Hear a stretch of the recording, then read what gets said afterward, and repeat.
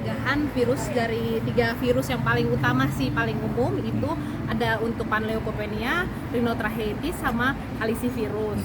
Nanti ada tambahannya biasanya booster bulan berikutnya, itu tambahannya dari 3 penyakit itu ditambah chlamydia, tapi itu tidak begitu mematikan sih. Kalau chlamydia itu biasanya yang kalau panleukopenia itu kan dibikin muntah sama diare darah, dan reaksinya tuh dia suka demam, terus ada muntah, kadang diare saja, terus bisa menyebabkan kematian dalam kurun waktu kurang dari 3 hari, kadang sehari aja tiba-tiba mati mendadak.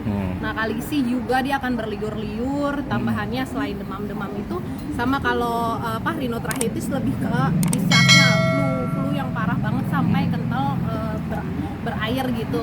Nah, kadang-kadang diikuti juga telinga berair, infeksi. Jadi secara keseluruhan dia melemahkan tubuhnya dia, dan kita cuma bisa membantu kalau udah telat nih divaksin, kita harus kasih obat.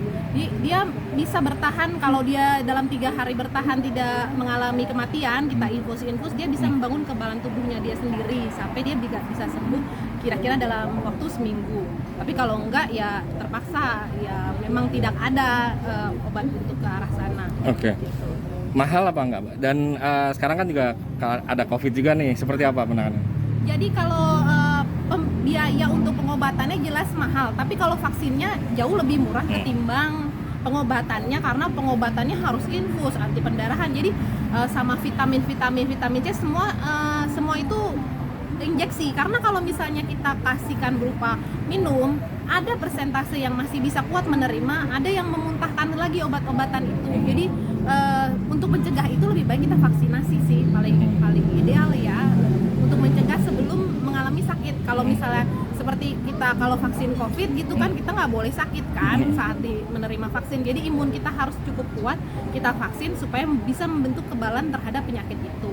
Dalam jangka waktunya juga harus menunggu, kadang-kadang 2 minggu baru terbentuk kekebalan. Jadi kadang-kadang dalam waktu setelah vaksin itu masih bisa terpapar penyakit nih. Jadi harus kita jaga juga kesehatannya gitu, supaya jangan terpapar penyakit di masa dia membentuk kekebalan tubuh itu. Oke. Ada efek samping nggak, Dok? Setelah vaksin biasanya kucing merasakan apa nggak? Ada efek samping? Iya, untuk vaksin pertama biasa diberikan pada umur 2 bulan atau kadang-kadang ada yang 1,5 bulan. Tapi idealnya sih 2 bulan ya, jangan sampai terlambat, karena setelah 2 bulan itu bisa kena penyakit tuh lebih cepet gitu, lebih gampang karena kekebalan dari induknya sudah habis gitu.